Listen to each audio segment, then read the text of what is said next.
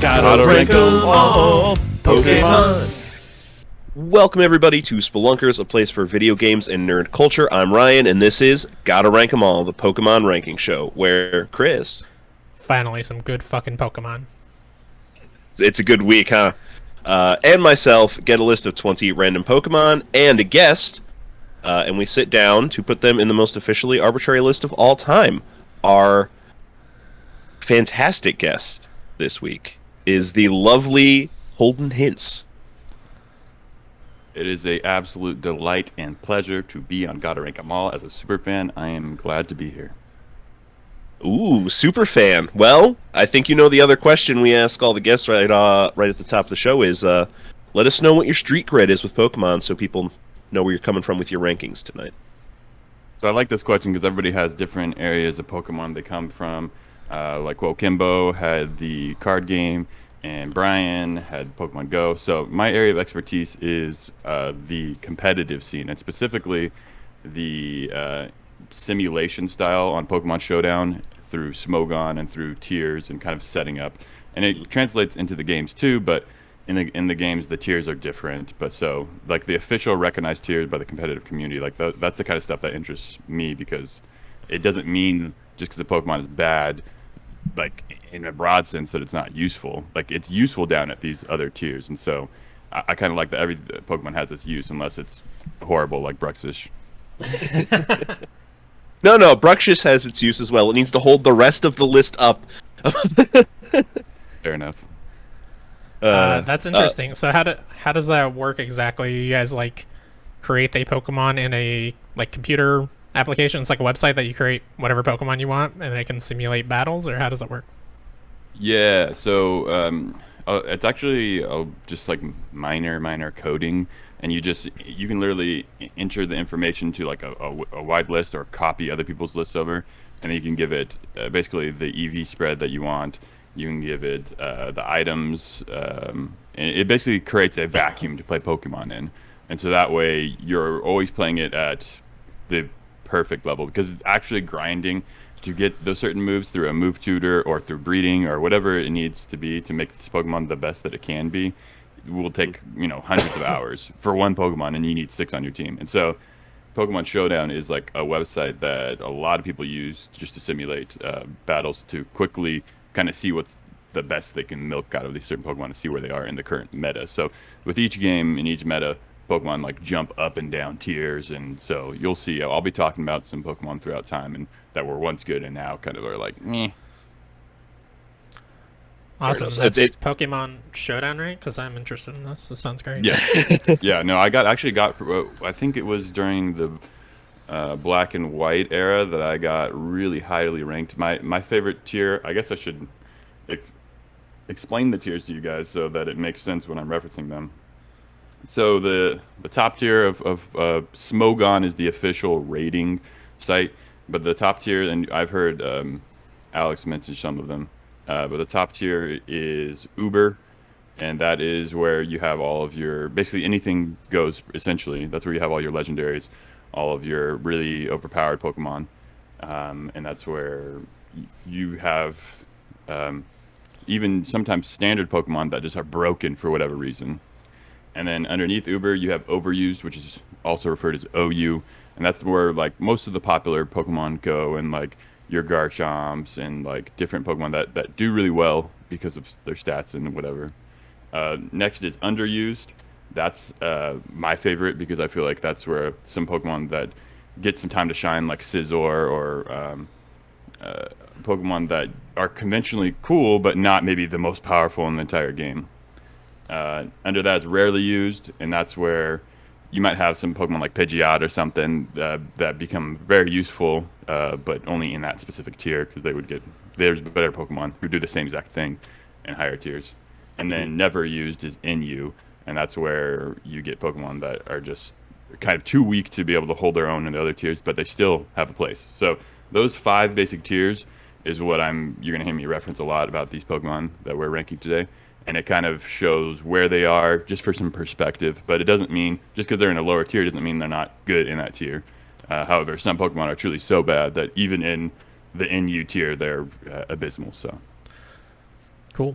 The unevolved Pokemon, do they go in NU, or do they? Is there a Little League thing in Smogon specifically? Yeah, thank you for asking that. So there's two other tiers. So there's Little Cup, which is LC for actual like really small Pokemon like Bonsly or Smoochum. You know, the ones that are kind of baby-like. They have their own tier where they can battle other small Pokemon that are relatively similar. So that way, they're not being blown out of the water by anything. And then for those weird, awkward middle stages, there's NFE, which is not fully evolved.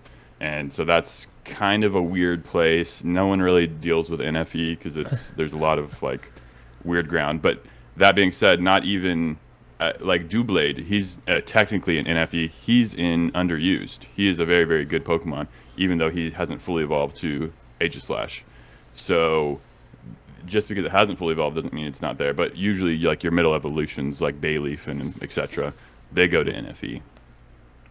Cool. Yeah, this Pokemon Showdown site sounds very cool to me because I used to play competitive up to like Gen 4, but it just became so much work. Like literally in high school, when I had a job and went to high school, I would use some of the money from my job to pay my brothers to go make Pokemon for me that were useful. Yeah, it was not a good time in my life.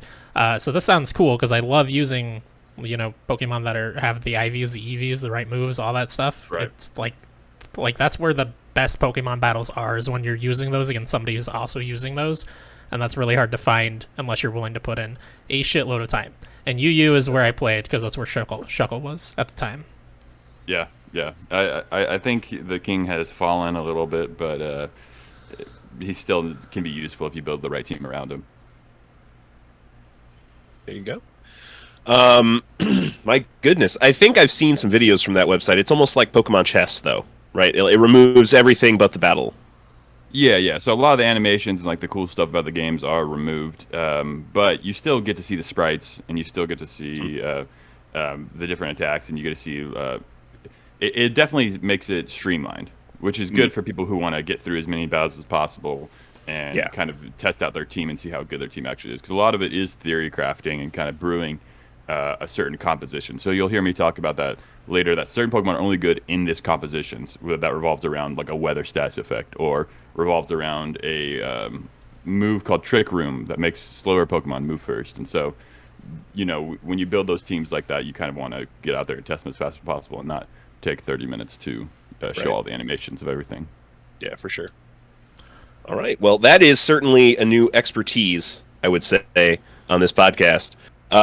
Let's since this list is now 207 Pokemon long, let's do a little reminder, everybody. So our top 3 on the board, we've got Mega Charizard X at number 1, Galarian Articuno at number 2, and Mega Rayquaza at number 3. Scraping out the bottom of the list, Jinx at 207, Bruxish at 206, and Clamperl at 205. And hanging out in the middle of the list, we've got Carnivine, Croagunk, and Darumaka. I mean, Firepoop's still hanging out in the middle of the list. That's pretty good. Yeah, that's all he's got, really. He'd be like 189 or something without that one entry. Yep. Yeah, and I mean, he's hanging in at 102 right now. Pretty good. So let's see where people end up as we rank our 20 tonight. First on the list, Mega Gardevoir. So Mega Gardevoir is a kind of beast in the OU, in the overused, because she's a wall breaker, meaning the big defenses, the big walls that they put in front of you, because there's going to be really defensive heavily Pokemon, and that's their only use. She has Psyshock, which allows her to attack directly to their defense using her special attack kind of power or range. And so she was able just to crush through a lot of those walls. And because their special attack is insane. I think it's like 170 base or something like that. And then she had Traceability, which allows it to copy the other's ability on regular Gardevoir. And then once you Mega, you get Pixelate, and that turns all fairy moves... turns normal moves into fairy moves and gives them stab, or basically a bonus. And Hyper Voice was just destroying everything while it was used. Granted, we don't use Megas right now because they're not in Sword and Shield, but if you go back gens, which you can do on Pokemon Showdown, where you can play with Megas, she hits really, really hard in OU. Yeah, 165 special attack, so Jesus. Yeah. Crazy. I didn't even think about the fact that megas are not like even a thing in the new gen. Like you cannot make them. How does that work in competitive scene though? Because so let's say these are not true facts obviously, but if Charizard is an OU and Gardevoir is an OU, and you have both of them on your team and you're playing in OU, but then like Mega Charizard is Uber and Mega Gardevoir is still OU, you specifically have to use Mega Gardevoir. You cannot use Mega Charizard, right? You would have to play an Uber. Well, so that's the thing. You can any Pokemon that's in a tier below can always play up.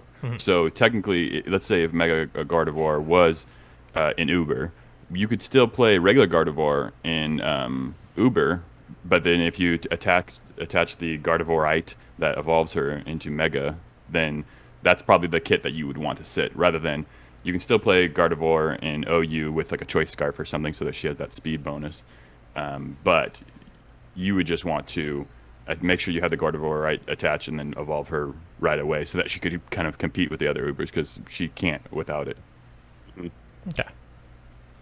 All right. No specific Mega Pokedex entries for this mod. Okay. Yeah, in terms of look, I like it. It's kind of like, just generic lady in a nice dress, but looks nice. Yeah, I think definitely the best looking in that family. I think it definitely kind of makes it a little bit more regal and really expands the kind of design of this like ballerina type going to a ball look. Mm-hmm. Yeah, we went from a sundress to a nightgown when we're going to the ball. Mm-hmm. Yeah, I think I like Gallade more, but maybe that's just because I really like the typing. Psychic Fighting is great typing. Yeah, that's a forget about Gallade. Yeah, I think he's definitely up there too. Well, where do we put him? Her, right? Because Gardevoirs are only female, I believe. True. On the list.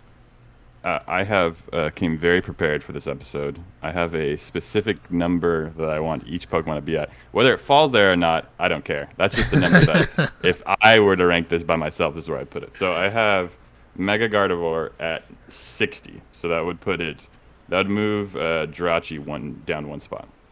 Okay. Okay. All right. I'm in that area as well. I think I was looking at Mega Steelix and trying to decide whether I liked Mega Steelix more. I think I do like Mega Steelix more than I like Mega Gardevoir. I definitely like Drifloon more and Makuhita more. I could go above Obstagoon. I could also go above we could go below Hariyama, Chris. I know how much you love Hariyama. I mean, I also love Gardevoir, so that's fine. I don't think I've ever used a Mega Gardevoir specifically, but I love Gardevoir. I'm in agreement. Yeah, I'm happy with 54. 54. Yeah. I'm good with that. She hits hard, and I like her kit. Here we go. Sweet. New 54. Try not to spill any red wine on that dress at the ball tonight, Mega Gardevoir. That's going to be really hard to get out of your skin. Next on the list, we have Cherim. So Cherim has two forms, right? They got the Sunshine form and the Flower form. I think the Sunshine form only comes out when exposed to sunny day or sunlight, and so that's why their entire kit is used for that. So they're in the NU, which is never used because they are a pretty weak Pokemon. But if you build them around a sunny day team where you have sunlight constantly out, then it'll boost the attack and special defense of everyone in the team by 1.5 times. And so its ability is really good with the ability of Flower Gift is really good with Sunny Day teams. So if you want to build a never used team with Cherim in mind, it can really work, but it's ultimately like a really, really weak Pokemon by itself. So you just build it basically as a support Pokemon. Cool. I actually completely forgot that this had two forms, and they didn't show up in the database I pulled from. So I'll put that in post, but there's no picture for you here, Ryan, if you need to grab one. Oh, it does have both forms on Bulbapedia for me. Bulbapedia beats whatever the hell I'm using, Pokemon database. Yep, a lot of the Pokedex entries talk about the strong sunlight opening up its folded petals to absorb the sun's rays with its whole body. I like the shield entry, though. Its folded petals are pretty tough. Bird Pokemon can peck at them all they want, and Cherim won't be bothered at all. Couldn't bother me. Which might lead you to believe that this is some form of tank, but certainly not. Yes, it is. Defensive stats are lacking. Yeah. But not like it's just pretty mediocre overall. I wouldn't like attacks the lowest single stat. Everything else is in the 70 to 85 range, basically. Attacks in 60s, but I mean, ultimately, if you can survive one hit at NU, basically you've done your purpose. Like as long as you just don't get one hit KO'd by everything and never used, you can totally be viable. Which it can. It can survive some of those hits. So that's why I have it at 116, right underneath Mega Sharpedo and right above Mantine.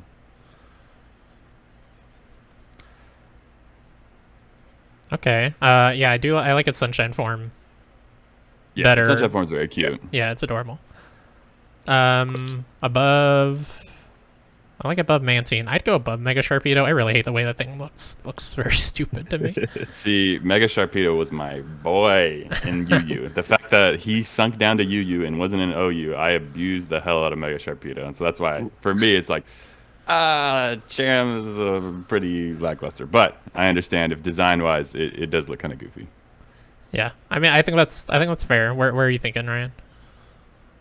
I was looking right in that area as well as I saw Oddish, and I kind of thought this is like, oh, this is a more interesting, better designed kind of Oddish Pokemon. I could go right above Mega Sharpedo and below Abomasnow right there at 116.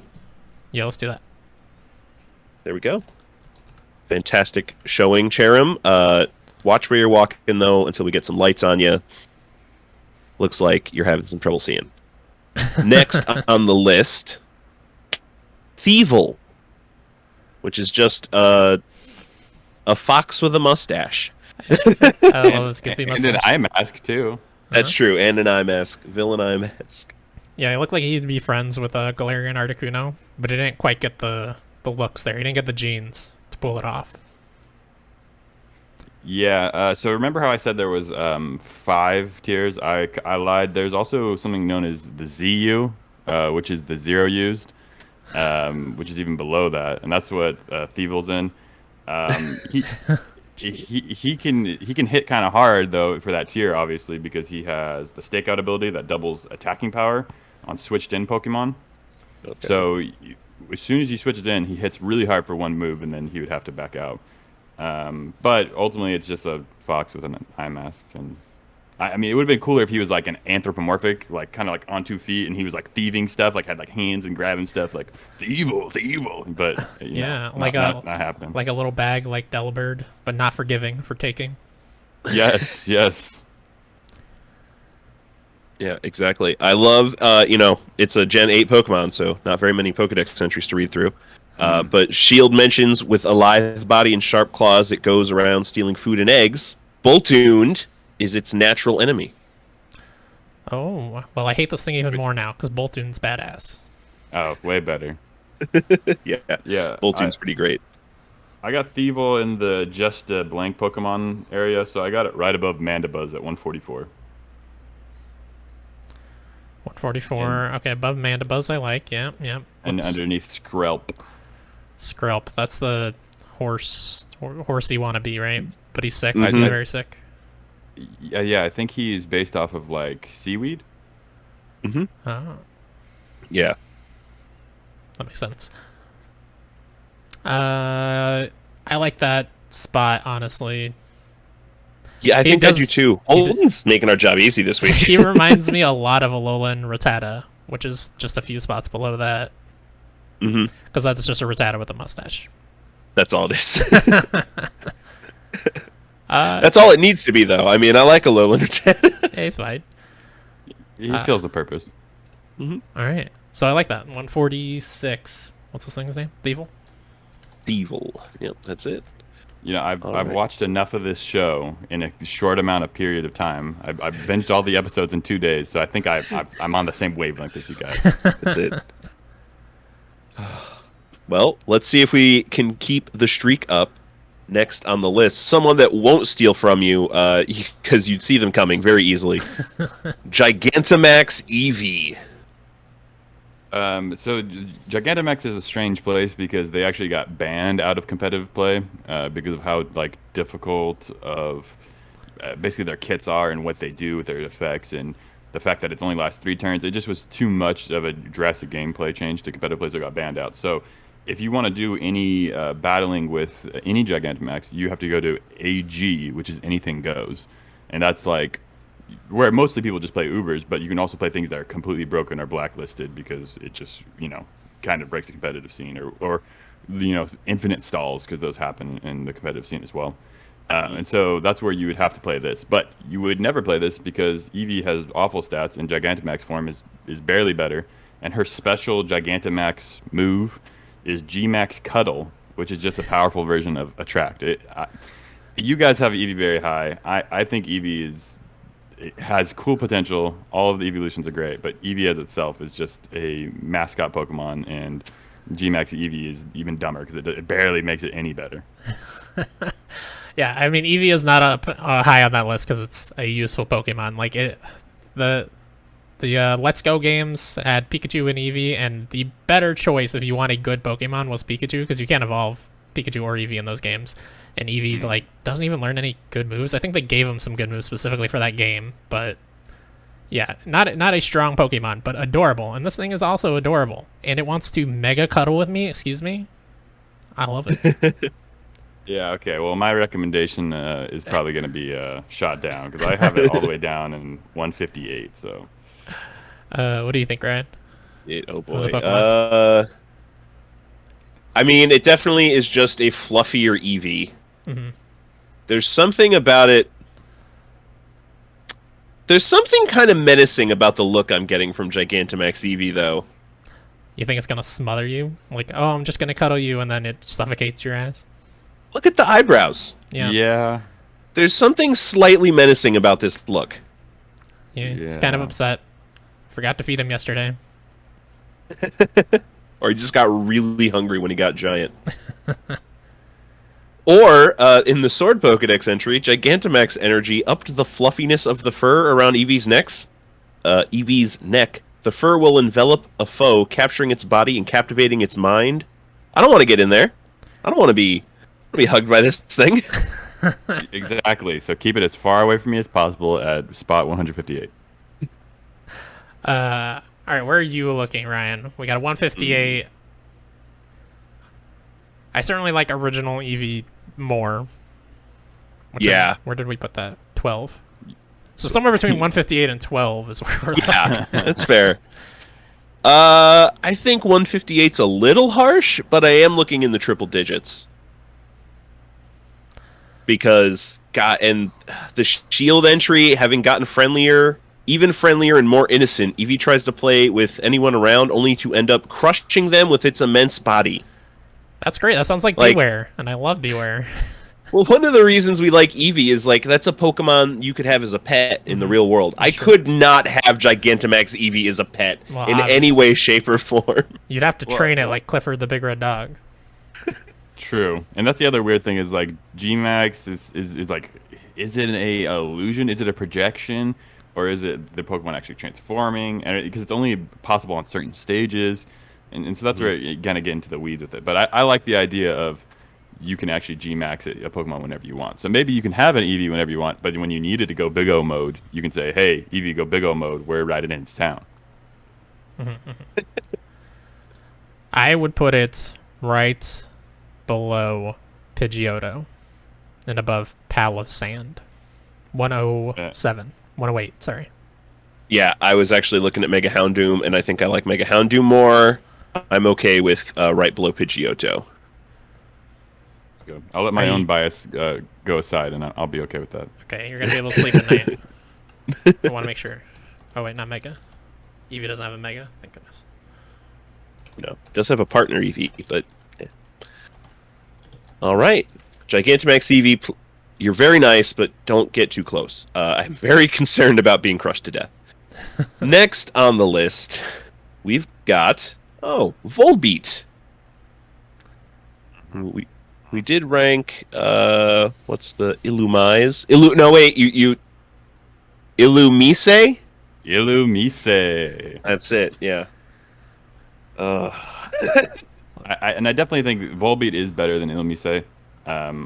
In Ruby Sapphire through Black and White, basically Volbeat was useful to be in the never used tier in you, to be a tail glow and baton pass. Basically, you just boost up your stats and then you pass it to your next mon on your team. That's going to be your sweeper, and it could survive one hit in the NU tier. So it's the special attack goes up 2 stages, and then you transfer his stats over to your sweeper and just clean up the rest of their team. So again, it's just a support type Pokemon, but at least it had a more use because of that, because of those moves than Illumise does. And I like the design better, and obviously the name Volbeat is way better. Yeah, he's got a bit of swagger. Popping the collar. Look at me. And the pose too. Mm-hmm. He could be strutting on a model stage right now. Mm-hmm. That's what I'm saying. Look at that pose. All of the just about all of the Pokedex entries talk about the light patterns they make at night, just like Illumise's Pokedex entries talked about the 200 different geometric patterns they design in the sky. Mm-hmm. I will say, Illumise is at 164. I don't think there's a lot of wiggle room above that because I like Wurmple more than Volbeat, which is at 161. Damn. Okay, I had it just under Kling Klang, which was like 143 right now. 143, yeah. Okay. I mean, that's a range. Ryan, Yep. You're gonna have to make a call here, man. Like Dino more. I like Doduo more. Going down. I think between Drapion and Gorybus at 153. Okay. Any reason? You just don't like Gorybus? I don't like Gorybus very much. I really don't.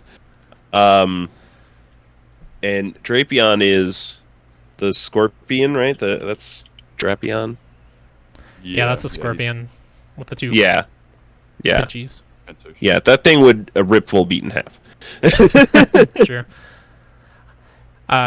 Hey, for the rest of these, let's when we show it, Ryan and I guess what tier we think it is in. Ooh. Giga Brain. For like the Smogon tier? Yeah. Okay. I just either that, it was either that or Holden's tier system. All right. Next up, a personal, well, kind of the middle stage of a personal favorite, Pupitar, which I am going to guess is in. This thing's probably an NFE, right? Yeah. It later did get put in an NFE, but in Ruby Sapphire, from gold silver to Ruby Sapphire, it was in this tier. UU? No, it was in the NU, never used. It didn't Really? have a lot of it didn't have a lot of things that it outperformed. But basically it had Dragon Dance, and that was enough to just kind of boost its stats up and, you know, kind of making a really powerful like Earthquake or something. And that made it useful for your team, but it still was just outperformed by a lot of other Pokemon during that time. That's fair. Oh, excuse me. Design-wise, I don't know. It's like a cocoon between a cute Pokemon and a cool Pokemon. It's an awkward middle stage. Right, Yeah. and then that's where it gets its name, right? Pupitar, that it's like in the pupa form, right? So it's kind of gonna evolve into something really badass. So I like the fact that it is like a cocoon with eyes in the middle of it. It also looks kind of like a shield. I'm a big fan of it because eventually it does evolve into one of the best Pokemon, Tyranitar. Yeah, That's true. Tyranitar's a good boy. So where were you looking on the list? I was looking right around like the 112 range, like somewhere around Ghastly, Togepi, Bunnelby, around that area. Okay, I keep forgetting Ghastly's still in the middle of the list. I do like it above Ghastly. Again, Ghastly just fart on it and it's gone. I can't abide. I really like the black and white Pokedex entry. Its body's as hard as bedrock. By venting pressurized gas, it can launch itself like a rocket. Well, that's and cool. Other entries talk about it flying around with pressurized gas from inside its body. Hell yeah. which is pretty metal. That's cool. No pun Well, intended. I can see it's like we're going above Ghastly. I could go up to like below Pidgeotto. I think Pidgeotto's better though. I was gonna say above Palossand and below Gigantamax EV. I love it. That's at 109. Yeah. Perfect. Good job, Good Pupitar. job. Just wait till your older brother's in town. He's gonna smash half this list in half with one kick of the ground. He already Next. has. Yeah. That's why we only have 200 Pokemon on the list right now. They're all gone. From one fissure. Next on the list, the adorable Fion. This one's interesting. This is the like unevolved form of Manaphy, right? Right, who is absolutely better in every single way. This thing's probably in NU, or is it? Yeah, let's go NU. Yeah, good call. Good Yeah, call. it is in the never used tier because it's basically just utility. All you'd ever use it for is a Rain Dance support Pokemon. Just straight up Rain Dance and then U-Turn, which is a damaging attack, and then it lets you also swap out a Pokemon. So Rain Dance and then U-Turn out of there, basically just in and out. So it's pretty useless and unviable in most other gens. And even as far as Rain Dance setters, it's more there's Pokemon who fill that niche a lot better in later games. But if in Diamond and Pearl, it was useful for that game, for that specific gen. Cool. Yeah, I forgot this thing existed because Manaphy has like their own movie, and I would use like whatever the little cheat thing was for DS. I don't remember, Game Shark, I think, Yeah, to get Manaphy in the game because I don't think you could catch Manaphy, right? It was an event thing. It was an event thing. Yeah. Yeah. So I would cheat to get Manaphy, but I mean, if I'm gonna cheat, I'm just gonna get Manaphy. Why would I bother with Fion? You know? Well, Right. Fion's weird because the only way you could ever get Fion was, I think, if you had a Ditto and a Manaphy, and they left it in the Pokemon Playground or the breeders. Then that's how the egg will hatch into a Fion. It won't hatch into a Manaphy. So it's like kind of asexual in that way that it's only able to be offspring of a Ditto and a Manaphy. So, if I'm reading Bulbapedia right, this is a baby of Manaphy, but doesn't actually evolve into Manaphy. Right. Really? Right. That's why I say like asexual. It's kind of weird in that way. It's almost like it's offspring that like Yeah. kind of gloops off of it, but it doesn't ever become better. That's bizarre. I don't like it. Okay. I was gonna It's say unique. it's kind of cool. Yeah, it's unique Yeah. in that way, but I could see how. Yeah, it's just kind of cute. That's all. It is cute. Where do you have it, Holden? In hindsight, probably too high. I just have a immense hatred for Quilladin. I think you guys rated that way too high because it's one of the ugliest, stupidest designs of any starter Pokemon.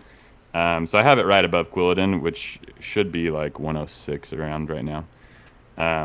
But I'm willing to go lower if you guys feel so. I mean, I don't like Quilladin either. Who liked Quilladin? You listened to that episode, and maybe you remember. Who liked Quilladin? Put it high. I don't think it was me. Yeah, if it wasn't you or Ryan, then it must have been whoever was the guest for the episode. I don't know. I don't even know that we liked Quilladin so much as we just disliked everything else. I don't know. I don't know how that happened, but yes, over Quilladin, I'm perfectly fine with. My goodness, mistakes happen during recording podcasts. That's fine with me. All right, let's go. So, Let's just go right there. I don't think I like it more than Cornetos. I like Cornetos. Used one a couple times. Cornetos is pretty sick. All right, new 105, Fion. Figure out, just find yourself so that we can find you more easily. Honestly, that's the real problem with you, Fion. Next on the list, someone who saw what Tauros was doing and said, "I can do that better." Oh yeah.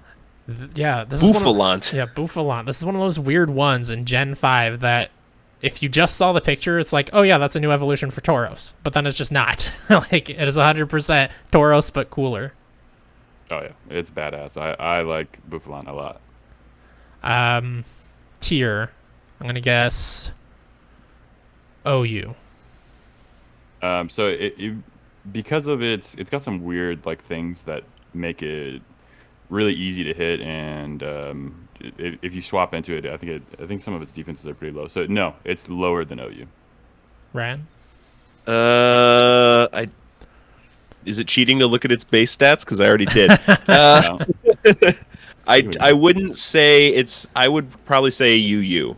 Looking at the base stats. So I actually made teams with Buffalon in UU, and they actually worked really well because it could play up. So its tier is RU, rarely used, Okay. but it could play up to underused. And what I liked about it is that obviously it hits like a truck with 120 power, but if when you use head charge, it has a, again, I keep saying stab bonus, but basically that just means it's, I think, 1.3 times if you use a Pokemon's ability that it is the ability typing of it, gets this extra bonus power. So you can hit really hard with to another Pokemon's defense, but it has a cool, very weird ability which is Sap Sipper, and so you swap your Pokemon out knowing that they have a grass attack coming, and then your Bouffalant that was once at half health now receives 1/4 recoil. Receives, I think it's 1/4 or 1/2 of it back, and so it heals off of grass attacks, which is so strange because it's not anything to do with grass. Yeah, It's a normal type Pokemon, but Sap Sipper made it a really cool swap in him, and basically you boost up your attack even more, and then you just come right back with a head charge and just destroy everything. yeah, it's interesting. I think is this the only Pokemon with that ability? That's the first I've heard of it. A couple others have Sap Sipper, but usually it makes sense when you have that ability. But Okay. his was just like kind of strange. But you can also do Swords Dance on it and boost up its attack even more while they're swapping out, and so it can really become a sweeper in those RU and UU tiers. And it was really good when it first came out in Black and White, but since then, obviously more and more Pokemon have kind of filled that niche. Yeah. And for anyone curious, Holden says stab because that actually stands for something. That's the same type attack bonus to Pokemon gamers. And it's an extra 50% damage if you're using a move that the Pokemon is also the same type as that move. I have never once heard that terminology. I just assumed stab is just like, it's fucking stabbing you, man. It's got a knife. I've known that for years. Yeah. It's the bonus of, you're playing as a ghost Pokemon, so when you use Shadow Ball, it's going to hit even harder than if you were using a psychic Pokemon. Yeah, for sure. I've heard the term stab a lot. I've just never knew it stood for something. Didn't know it was an acronym. Yeah.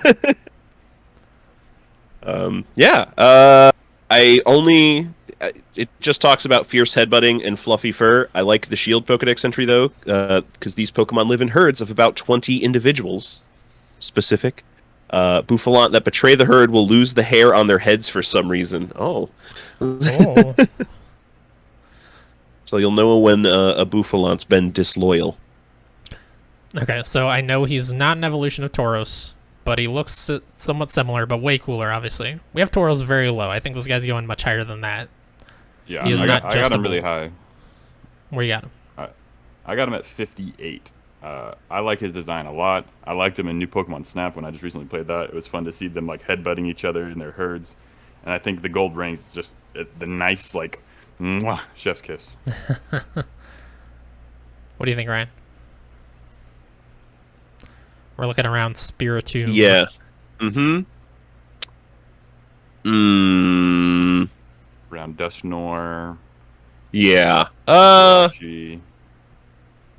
Man, this is weird, because I like this thing more than Obstagoon, but less than Hariyama. How did this happen? Yeah, I think that was the episode Brian was on. I think he was saying, yeah, I like it more than this, but not more than this, and they were like at odds with each other. Mm-hmm.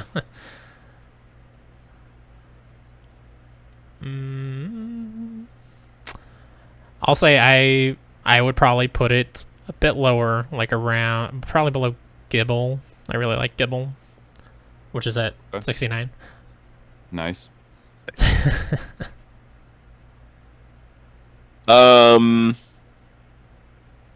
But I'm the odd man out if you're looking around that Hariyama area.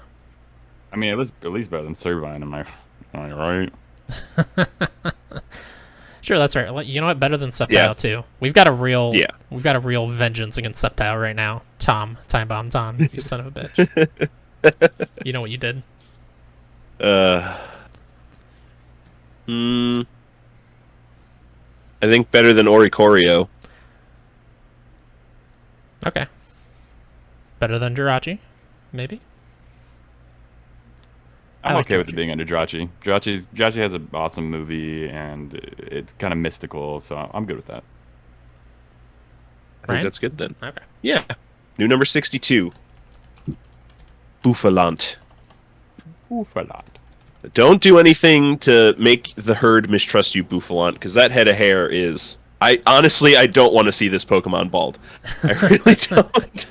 I wonder if there's a Agreed. picture of that in like the anime or something. Oh, that would be very funny. Next up on the list, just at the top of this episode, we ranked the Mega Form, but not of the final stage. This is Curlia, the middle evolution of the Gardevoir family. Yeah, it's a cute little ballerina girl. Yeah, and I think that's all it really has going for it. I think Yes. design-wise, that's all I can rank it person on is design-wise, and I like the colors. I like the kind of shade of green that it is, and this whole family, and it has a nice kind of pinkish reddish accent to it, and just want to paint it like one of my French girls. Yeah, this is NFE. Yeah, not fully evolved here. Yeah, it's not like amazing or anything. It's like we have so many really badass like psychic types on here. I don't see it going super high, especially because Gardevoir and Gallade are both way cooler. Yeah, considerably cooler. Yeah. So I placed it personally just right above Illumise and kind of underneath Wurmple, which is like a 4 range between like 160, 164. Mm-hmm. I see that. Yeah, I'd go below. I'd go above Amistar, below Staravia. I'm okay with that. At 167. I have no argument for why below Staravia. I just knew I wanted it above Amistar. That's fair. And Curlia is pretty useless too, like pretty unviable in the competitive play. Be careful how you feel around it, though. It's very perceptive of its trainer's feelings. It dances when the trainers are happy. Oh, what does it do when the players are sad? I don't want to find out. Considering it talks about some immense psychokinetic power, being able to see into the future, distort the space around it. Yeah, I don't necessarily want to know what happens when he gets mad. So happy thoughts. Happy thoughts. Good vibes only around Curlia. Oh yeah. Hell yeah. Next up on the list, an acorn that grew legs, Nuzleaf. Yeah, I just wrote down big nut question mark. Yeah. What? With a nose like that, it could be Pinoca Nut. Much better name. He does have a mask. He really wanted to be friends with Galarian Articuno, but he's getting shunned. Let's be honest. Yeah, so this was another back-to-back NFE lifer. He's been not fully evolved his entire competitive career, and he's just pretty unviable as well. So from competitive scene, also just useless. So, I mean, I think his design is a little bit better than Curlia's, but not by much. Yeah, it's a little more interesting at least. I mean, what is the whole idea here? It's just the nut, but it grew an entire body. Why does it have bulbous legs? Are those what is that supposed to be? It's a great question. Well, I mean, scientifically, those would be his nuts, That makes sense. Yes. because he is a nut. It's true. That sounds incredibly uncomfortable. Your legs walking. Let's not talk about it anymore. That's terrible. Let's talk about how this Pokemon turns its own body into a musical instrument. Oh.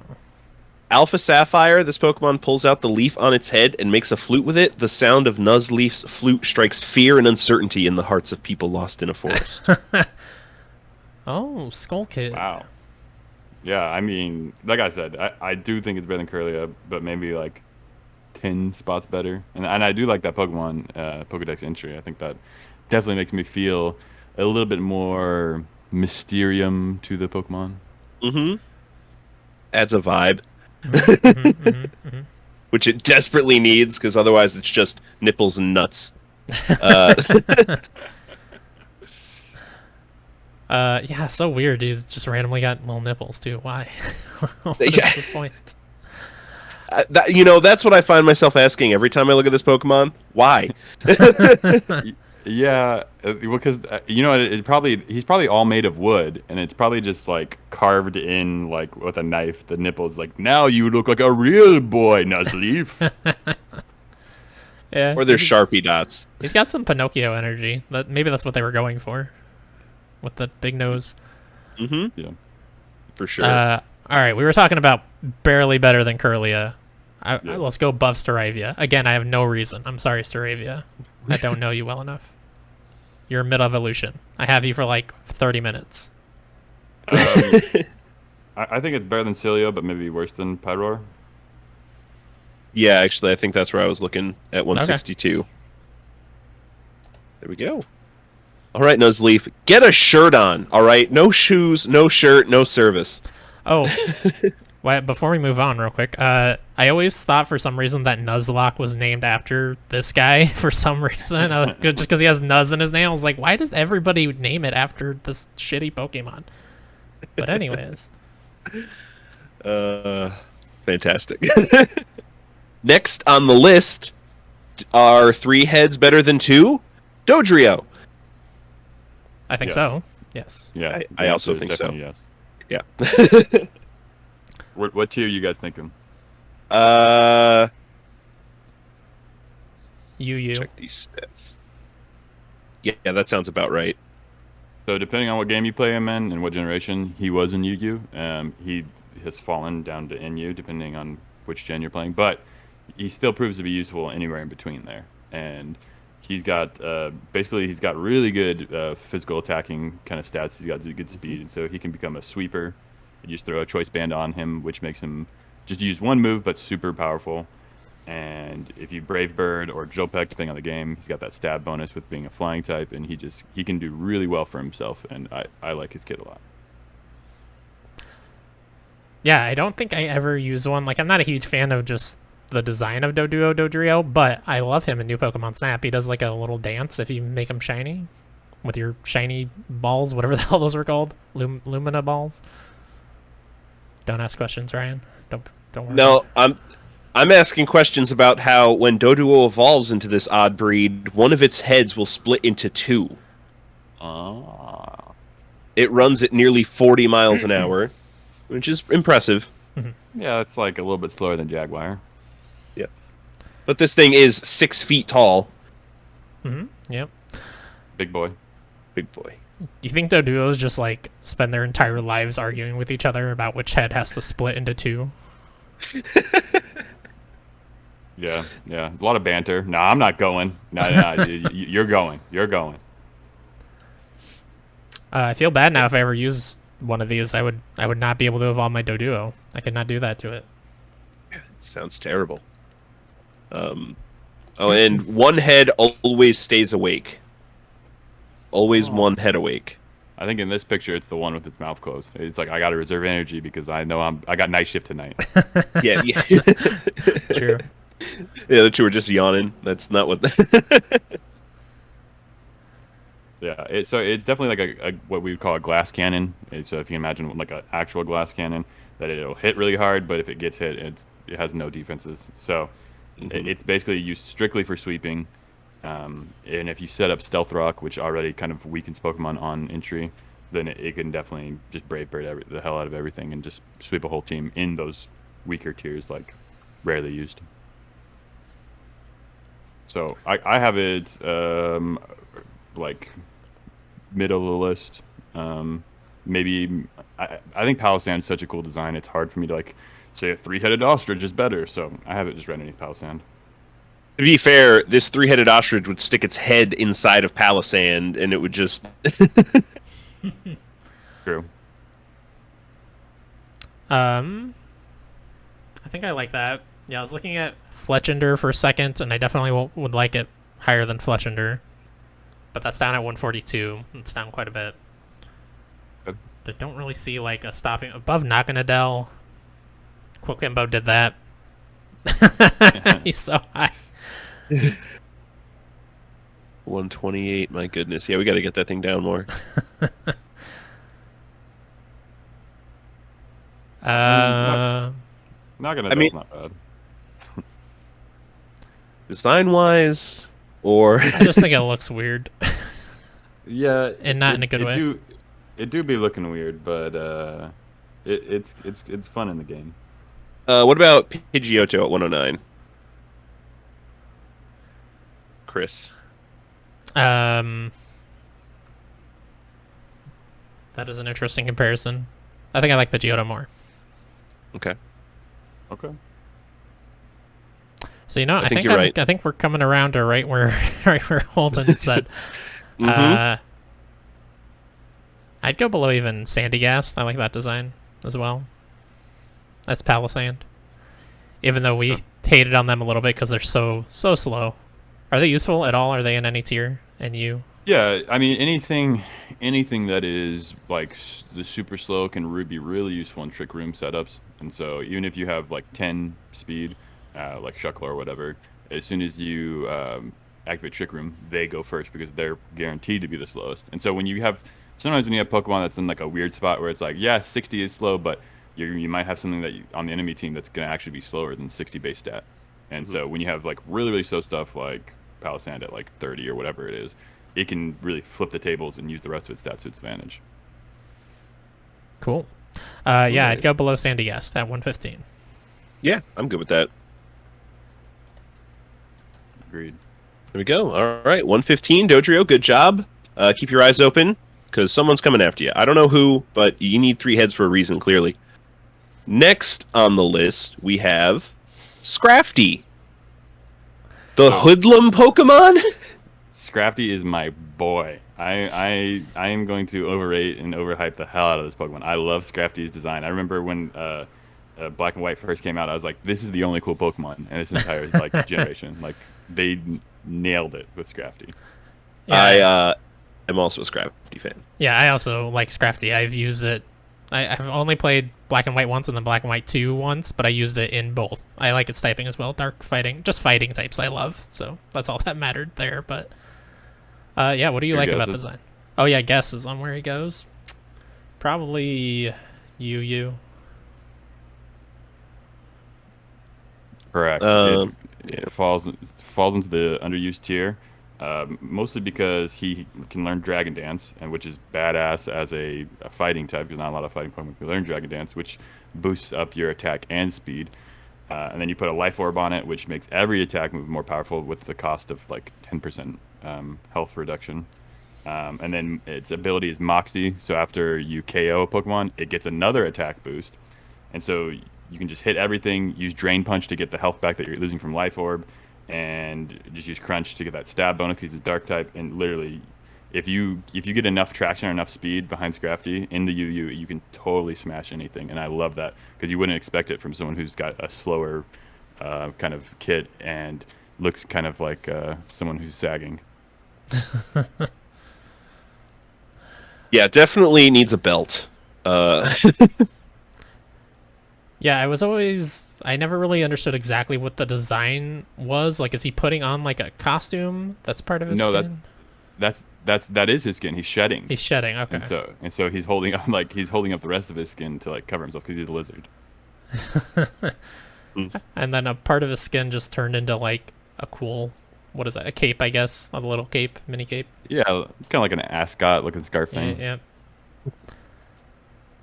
I like the sword entry here. As half-hearted as this Pokemon's kicks may seem, they pack enough power to shatter Conkeldurr's concrete pillars. Which, say that 3 times fast. I will not. I refuse. I could, but I won't. I'm going to fight for this guy to be real high. I want him up around Sneasel, Glaceon, Talonflame, around that 28-30 range. Wow. I do think I like this more than Sneasel. Yeah, I think that's fair.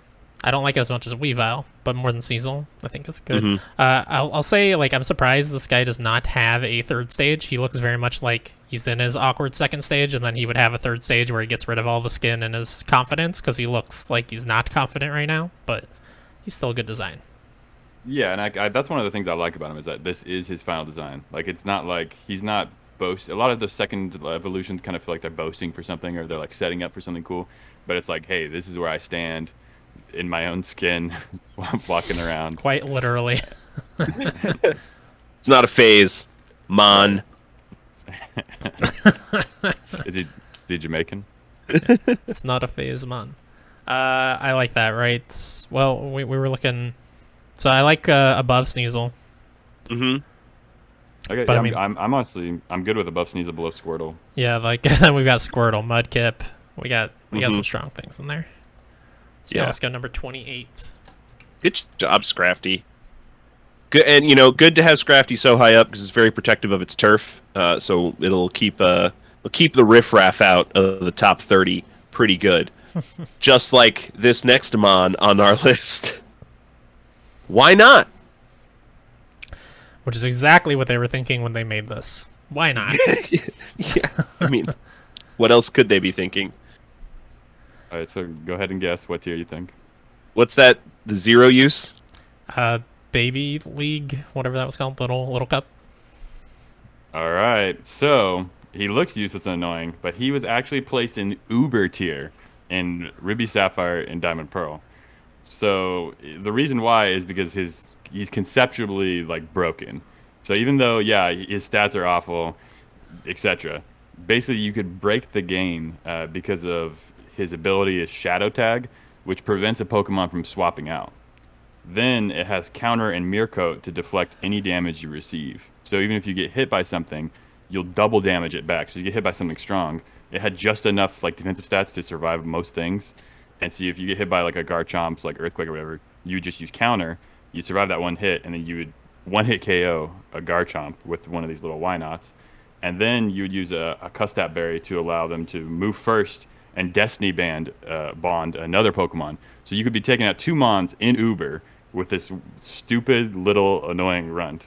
And it actually got banned from, I think it's a couple generations just because Shadow Tag was such a broken ability on him. Wild.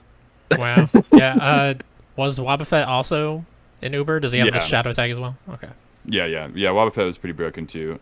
But there's something specific about why not. I think they both can learn Encore, which basically forces someone to reuse the last ability. So if you bring him out on a non-damaging move, so let's say Stealth Rock, if you have Why Not out there and you say Encore and you keep using Encore, then the person has to keep using Stealth Rock infinitely until they run out of power points to use Stealth Rock, and then they start using Struggle and they start killing themselves with Struggle. And then you can use Counter against Struggle because it does a physical attack. So it is absolutely just a cursed combo, and it just is a bad time. But now I think they have it in Little Cup now. It was in Uber at one point, but now it just wreaks hell in Little Cup. Jeez. Is it just because like too many strong Pokemon came along that could kill it in one hit and it couldn't counter? Yeah, I think there is like a certain way you can set up your EV so it can survive like certain item held things, and so it can survive that one hit. But it could even survive a Draco meter from Palkia, which is an incredible Uber legendary, and that's like one of the strongest moves in the game, and it can survive that and then still take down that Palkia. And I think Wobbuffet's still Uber because of his stats being a little bit better. But yeah, Little Satan, that's what this guy is. Yeah, that's really interesting because in the traditional game, you would never use a Wynot or a Wobbuffet, mostly because enemies don't know what they're doing and you can't predict whether they're going to use a physical or a special move. But for like Pro League, this Pokemon is probably a physical sweeper or a special sweeper. Right. Yep. My goodness. Nothing super inspiring in these Pokedex entries. Repeatedly talks about how they move in packs and use their mass to squish against people. And they love fruit. Yeah, this was one of those babies that was added later. You said it was in Ruby and Sapphire, so I assume Gen 3 it was added. Gen 3, yeah. Okay. I kind of like that it was a little fucking badass, even though it looks dumb. But yeah, no, that definitely. I say it's in the middle of the list, like somewhere in like the late 90s to mid 100s. Yeah, I like it more than Fion that we ranked earlier. That's at 107 right now. Agreed. Mm-hmm. I like this more than Bidoof at 101. I personally would put it probably in between Blissey and Bulbasaur. I like Blissey a lot. I think she has a really good like tank kit, and she's awesome and competitive. So that's just one of my biases. Okay. Yeah, I'm a well-known Bulbasaur hater, so I'm a fan of that. I'm fine with that. New 100? Why not? Man, You don't you're even sitting on need to that think of a permanent. transition. You just did it. Yeah. There we go. That's it. Next on the list. Mega Garchomp. I mean, look at that. Just can we appreciate how incredible that design is? Yeah. Gorgeous. I mean, it's like Scyther, obviously with the big old claws, but like way cooler. Way cooler. I mean, if we let Greg Griffith put Kabutops in the top 10 just because he had one selling point, he's got knives for hands, and now we have another knives for hands guy. This guy's got to be pretty high, right? Yeah, this is a much better knives for hands. Yeah, I think this is one of those megas. I believe this one was added later. I don't think it was in Gen 4, was it? Could be wrong. Well, when Megas was weren't in Gen added? 4, Yeah, right? Yeah, that's right. That's right. I'm thinking of the extra evolutions they added in Gen 4. It's all a confusing mess. But yeah. Yeah, Gen 5 he was added. Yeah, this is one of those megas they added later that I think actually looks even cooler than the base design. I have more of an attachment to base Garchomp. I don't know that I've ever even used the Mega Garchomp, because I always used Garchomp in the gen he was introduced in, which was 4. But this is a very cool design. And obviously it has better stats than Garchomp, which already has insane stats. Right. So tier guesses. Uber. Uber, yeah. So here's the thing. I think it should be Uber, but it is OU. It's an overused, and which is crazy because I think standard Garchomp is also an overused. And so literally you put Garchomite on Garchomp and you destroy everything because it has 170 base attack, which is like equivalent to some of the best legendaries. And so it's super easy. Just set up Sandstorm to get your Sand Force bonus on Mega Garchomp, and then Swords Dance, and then Earthquake literally kills everything that's not flying. Like it just will dominate the OU tier, and you can use Dragon Claw to hit anything that is flying, and you can still get that stab bonus. Like this dude is a menace, and I love his kit. We're looking at a contender here. Are there any specific entries for Mega Garchomp? There's one that stands out from Sun. Excess energy melted its arms and wings, transforming them into giant sides. So this thing is so powerful, it melted its own arms into bigger blades. Wow. That's so metal. It's extremely metal. Okay, so I think we are all in agreement that it's better than base Garchomp, which is already at number 6. Mm-hmm. Ooh. Yeah. I mean, I agree, but I didn't know I was going to get that high. Yeah, I think this is better than Blastoise at number 5. Yep. I'm maybe better than Mega Gengar. That's a hard one, for sure. Okay. Mega Gengar is a really ridiculously cool design. It is. I'm a Gengar defender, But this this is also a cool design. Yeah, Scythes for hands. And as a big Garchomp fan, and not really a big Gengar fan, even though I love the design of Mega Gengar specifically, I could go above Mega Gengar. And if we're going to do that, I want to go above Mega Rayquaza too. Looking at... Yeah, I looking at Mega Gengar and Mega Garchomp side by side, I think I like Mega Garchomp more. Because Mega Gengar... Like, Mega Garchomp's just got a better color palette. That's true. Yeah, for sure. And I hear you, Chris, above Mega Rayquaza. Okay, I'm good with that. Underneath Galarian Articuno, I'm more than happy. I have a feeling there's a good chunk of Chris that wants to get this to the top. I would go to the top. I would. But Mega Charizard X and Galarian Articuno are hard to beat. So Yeah, Galarian Articuno is just mostly cool because it's got such a great design. Like yeah, that's the number one thing it has to go for. It's so unique and like a natural wonder, you know. it looks like it belongs in Persona 5, which is one of the most stylish video games ever. Yeah, no, for sure. And it's the best of those three birds that got reworked for Sword and Shield. All right. I think personally, I'd stop at number 4 below Mega Rayquaza. But if both of you are saying number 3, then I'm outvoted. Okay, so I just took a re-peek at Mega Rayquaza. Yeah, he's absolutely a badass, and he just. I mean, if Rayquaza was already Uber, the Mega Form is just like Uber plus, and he destroys everything in that tier. I'm gonna hold a side by side here. That's the move. Just purely off design, I think Mega Rayquaza may have a little bit more going for it.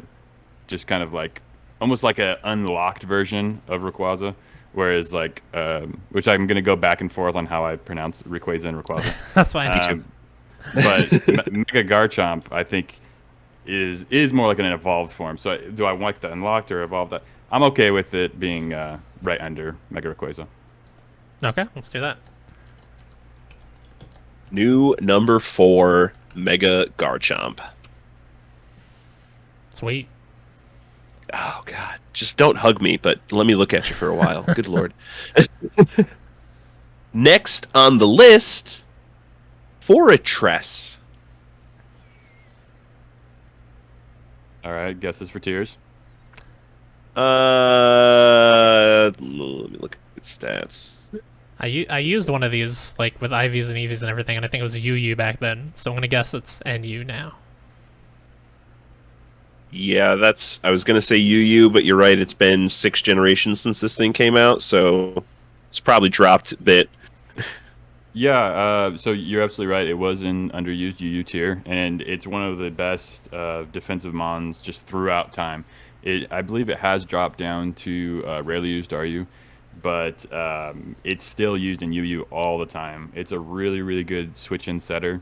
You learn a move that nobody uses outside competitive play, Rapid Spin, which is going to get rid of all of the traps essentially that the other team sets up. And then it also has its own traps that it can set up. So it can set up Stealth Rock or it can set up spikes, and then you put leftovers on it, and it just constantly is gaining health throughout the whole battle. And then you can have Volt Switch and then swap right into your Crocodile or something else that's really powerful. And he's been super useful, and I love his kit.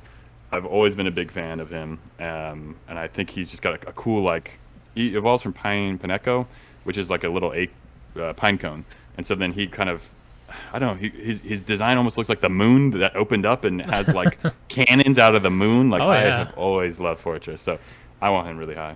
It kind of reminds me of Da Vinci's tank, like that 360-degree tank Da Vinci is famous for having drawn up, but with eyes, so it's terrifying. I love the menacing eyes are great. No mouth, just menacing eyes. It's the unblinking. Yeah, I use, this is one of the many that I would switch up with being like my setup Pokemon, because like you said, Stealth Rocks, Spikes. Could he learn Toxic Spikes as well? Maybe in one of the gens. But yeah, and then obviously Rapid Spin. You need a Rapid Spinner in most competitive. The shiny is just urine yellow. No other color. Okay, I mean, come on, it's gold and silver. I think everything was shiny was just like one palette swap of the whole entire thing. But his base design's great. Oh yeah, for sure. One of those times where I'm happy I don't have the shiny. yeah, I would throw that shiny away. Yeah, this is one that I never use in the base game because it doesn't have a lot of use in the base game. Like, it's very defensive, but like you rarely want good defense in the base game. You just want to crush things with high attack power, and its moveset is amazing for competitive, but not great for regular play. It doesn't get, like, it has low attack stats, and it doesn't get high attack moves either. Yeah, I even in the base game, I'll try to make competitive teams and just like watch the gym leaders just kind of fumble trying to figure out what's going on. In Sword and Shield, I made a sticky web team where you set up the sticky web trap with your setter, and then all of the Pokemon that swap in from their team are instantly slower. So my slow team would just hit really hard. Like Bisharp would just smack everything, and it would go first because they got hit by sticky web, and it was a lot of fun. Nice. So I got Fortress in like the 30 range, like low 20s to high 30s. But I'm really hot on Fortress. Okay. I want to go above Venusaur, which is at number 40. Feel very strongly that got too high. How dare you, whoever was on that episode? I don't know. I know a lot of people love Venusaur. And I'm okay with Venusaur. Hey, he's fine. You're hostile. I am hostile towards Venusaur. I have never used the Venusaur. I've played through those base games with Leaf Green and Fire Red as well, probably like 20 times. Never used the Venusaur. Wow. Just don't like the way he looks. Yeah, fair enough.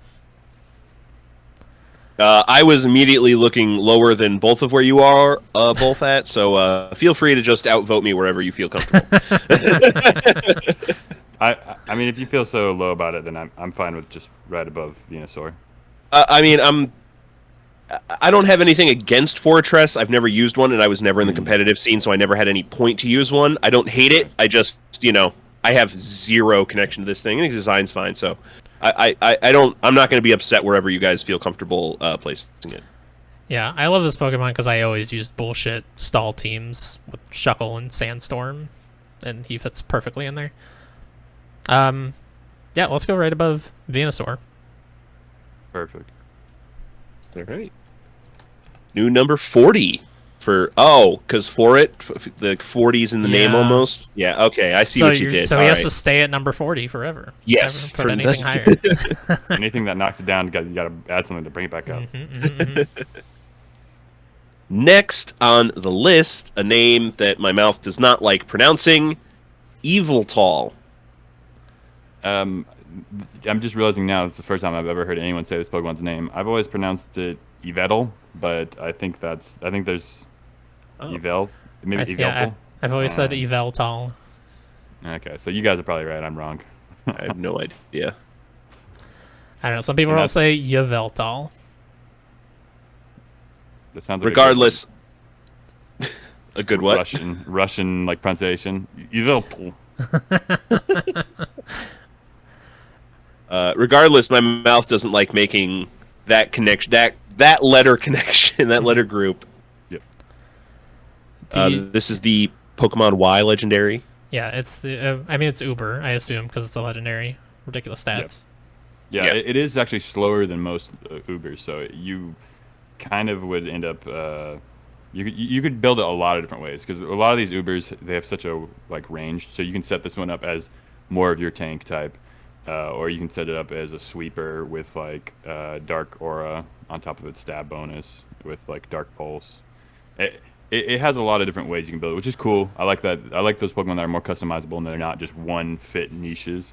And the black and red looks nice. So he's definitely one of the cooler looking legendaries. He's got 3 looking hands coming out of him. But I mean, I never had one on my team. I don't particularly like legendaries. I don't play Uber tiers, so I'm okay with it.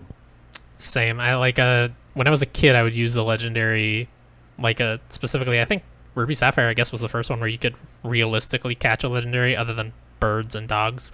The game's legendary where you could realistically catch it before the Elite Four, and I would use Kyogre in the Elite Four. But ever since Gen 4, I catch them. I always use the Master Ball on them, but then I just stuff them in a PC. Yeah. They live there forever. Congratulations, Legend. You get to live in a computer. This is definitely Oh, go ahead. I was going to say, I think that I use Zapdos, I think in my Leaf Green run, and I really liked Zapdos a lot, but since then I was just I always felt like cheating. It was almost man, the game is already kind of easy. I even knew that as a kid. I was like, this is making it too easy, so I just felt like I was cheating my experience as a Pokemon trainer.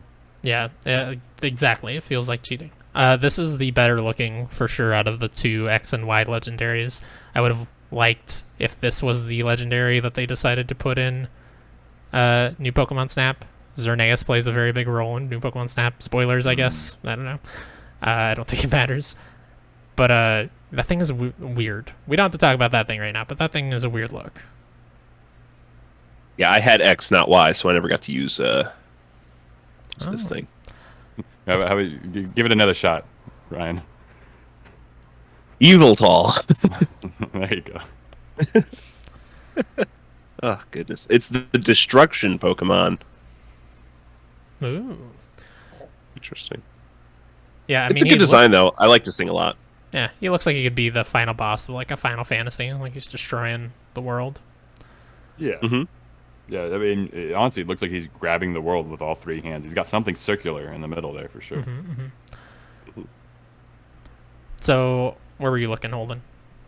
I mean, I had him. The number I put down was 73.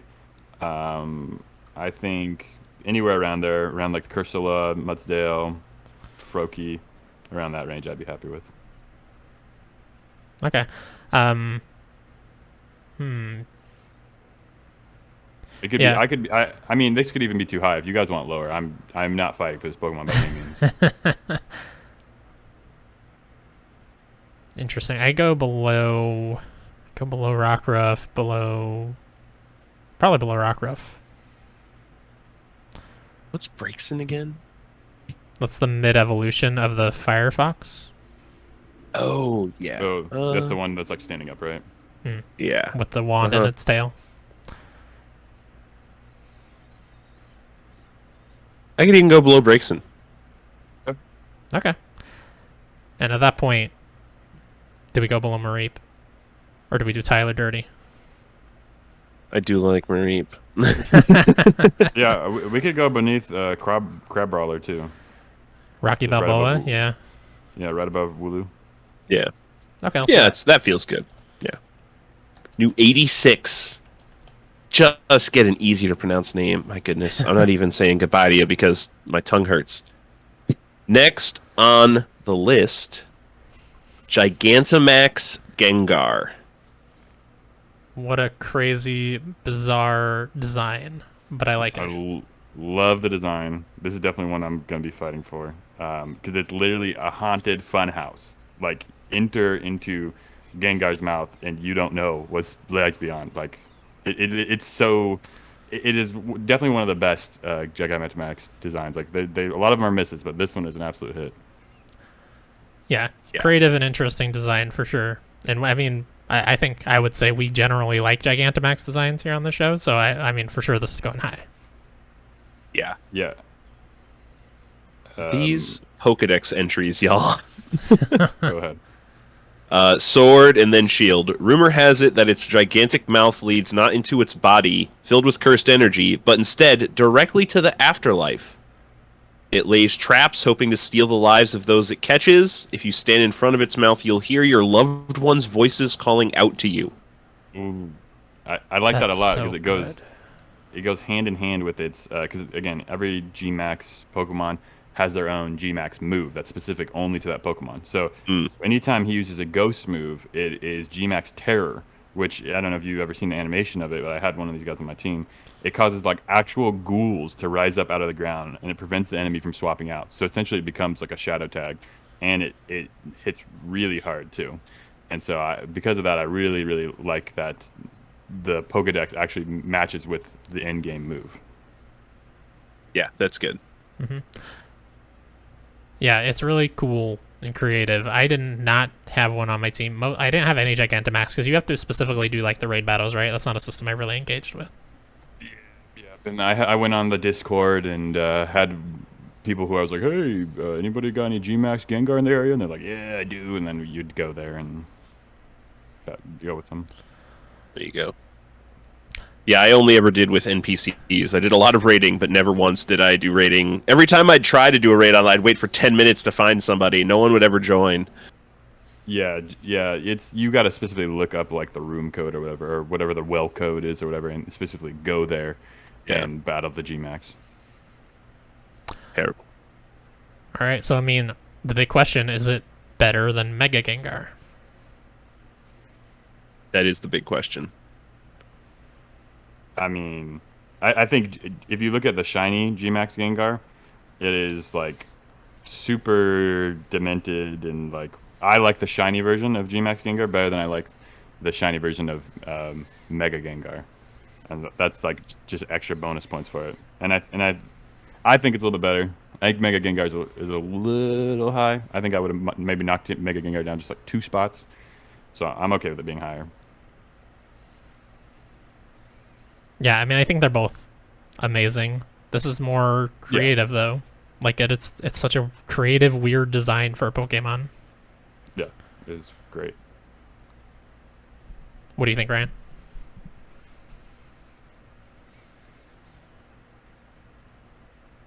Silence. Yeah, I don't know. This is this is a tough one. This is a tough one. Because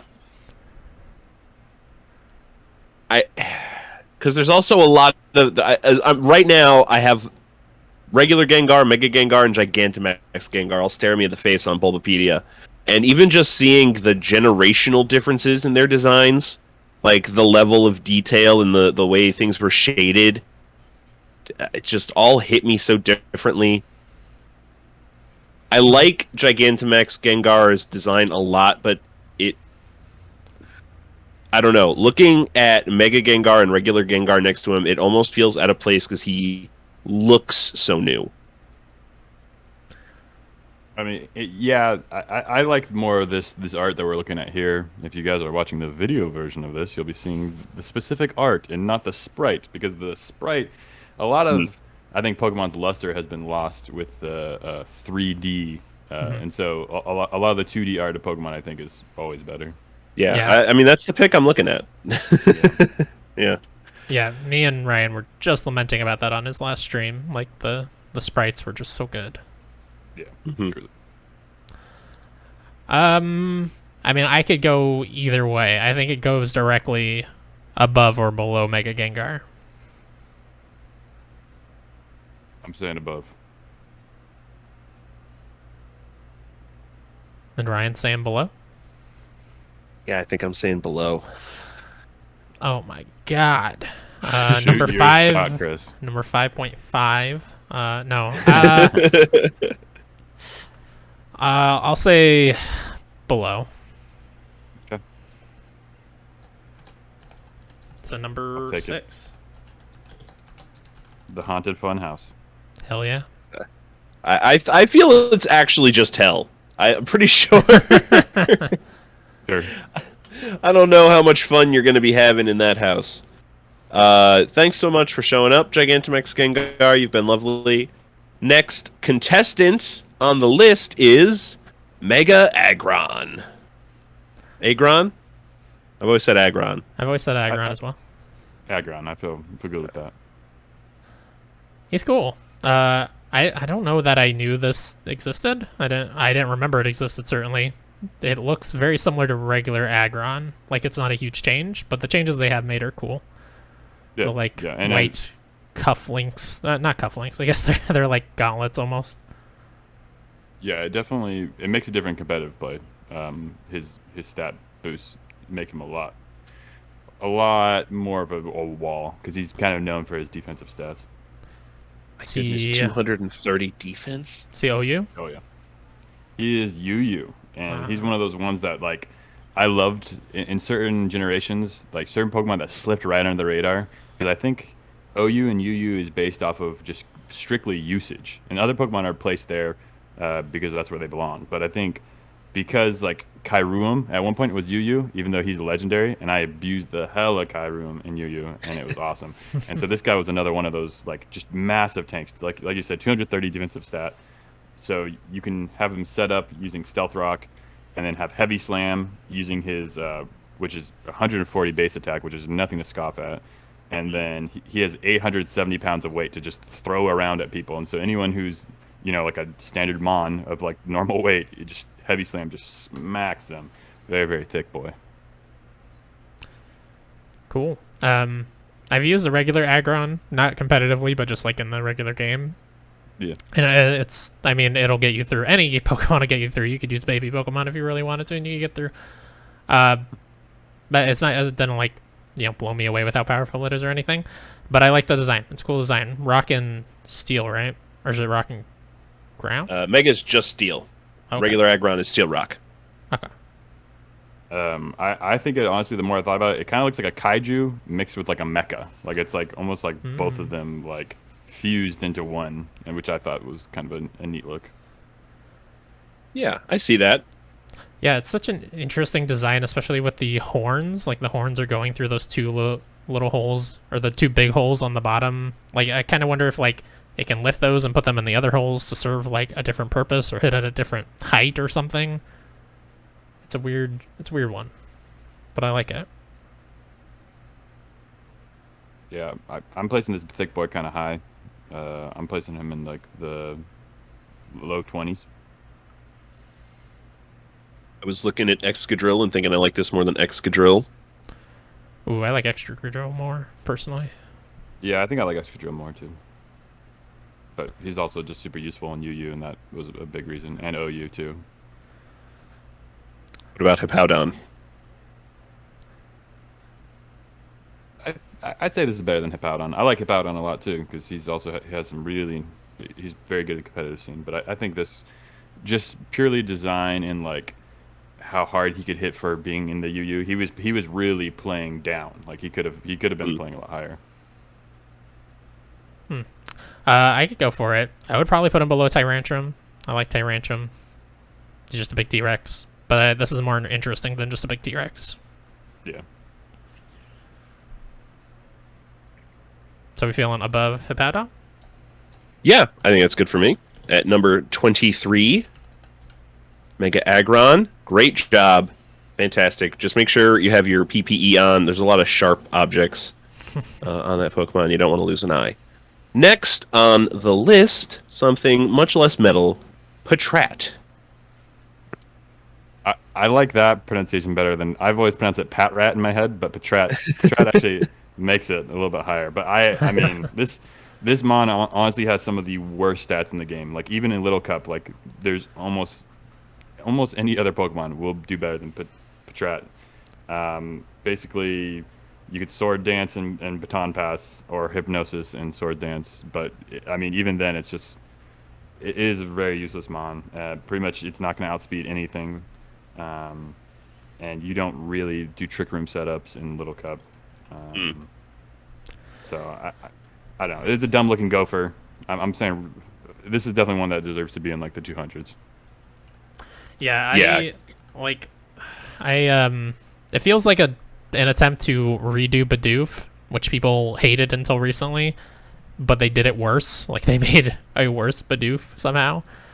Which I like Bidoof after New Pokemon Snap because he's fucking adorable. But yeah, we have Watchog on the list already at 168, and that's slightly better. Worse. Yeah, this is worse. Yeah, this is definitely worse. Are there any interesting entries though, Pokedex? They're extremely cautious. One of them will always be on the lookout. It won't notice a foe coming from behind though, so I don't know how good this lookout is. Yeah. I mean, I think it's, I don't know. I think Failing's got a bad rap. I agreed with what Ryan was his sentiment when he talked about Failings. He said like the actual delivery wasn't as good as the design or the conception, which I totally agree with. But still, I think that's like, to me, that's like the 160s range of this current list, and not like down in the 200s. But it's neither here nor there. But I'm okay with putting him even below Failings. Okay, below Phalanx. We got some real stinkers down there, though. Yeah. Below Electrode, he's an upside-down Pokeball. But he's got, like, cool slinty eyes. I say yes, because I am verging on hostile towards Patrat. Yeah. Verging on hostile, yeah. I mean, at that point, we're looking at, what, Bruxish territory? No, Bruxish is extremely hostile. I would stay below Dracozolt and above Aromatisse. Okay. I mean, I'm okay with it being even lower than Klefki, because that was one of the Pokemon I was complaining about. Because Klefki is super useful in the competitive scene, and for that, at least, I'm okay with it being below that. Okay, I like below Klefki, above Voltorb. I can't stand Voltorb. I'm fine with that. Cool. Good job, I guess, buddy. Yeah, do 219. Look, you had one job and you don't do it well because you only look in one direction ever, apparently. Next on the list, I don't even know how to introduce Lickalicky. Licky licky. Yeah. He weird. Any guesses for tiers? You. And you. And you. Never you. Yeah. He's pretty much just a special defense wall. His kit that you'd kind of want on him is pretty typical of that tier, which is just Wish to give you health, Protect to kind of see what the other Pokemon has, and then Toxic and to kind of poison the other people, and then have leftovers to constantly regain health. So there's other Pokemon that fill that niche better because that's a very stereotypical setup for anybody who's that kind of wall. But I do like that it kind of reminds me of Augustus Goop from Willy Wonka. It kind of has that look going for it. I see it. I don't know that I like anything about this, honestly. I don't hate it, but I don't really like it at all. I mean, it's definitely one of the sexier Pokemon ever made. I mean, come on. Yeah. Oh my goodness. Uh-huh. Ultra Yeah. Sun. A contest is underway to determine which one can stick its tongue out the farthest. The current record is more than 82 feet. That's horrifying. It's a lot of horrifying feet. or a dream, depending on who you're talking to. Yeah, I mean, Ugh. the things that thing could do without you ever having to see its face. That's how far away it would be. Gross. Number one. Yeah, for that reason alone. No, I mean, with the number I wrote down, I feel like it was way too high in retrospective. I wrote down 118, but I'm okay with this one being in like the 150 range. Let's see. 150 range. Yeah, I mean, Gorobus is there at 165. That's one you're pretty harsh with, Ryan. I really don't. It's just so bland. Why does it need a bikini top?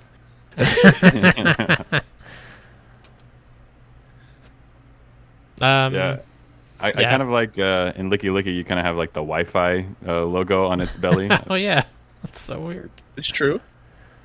Yeah, I've never used one of these. It was one of those... I guess I've never used the Lickitung either, but this was added, Gen 4, I think, when they added a bunch of Yeah. evolutions all of a sudden. I guess I kind of stopped when I got to Sawsbuck on the list Okay. as I was going down, which would be 160. I'm okay with that. Below Mandibuzz? Or below Sawsbuck? Yeah. I'd say right above Mandibuzz, because Mandibuzz is just a vulture.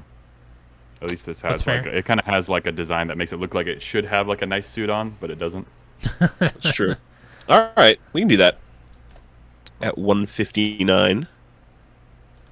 All right, is that at least 83 feet so that the tongue can't reach the top of the list? We can't have our top 10 getting slobbered on now.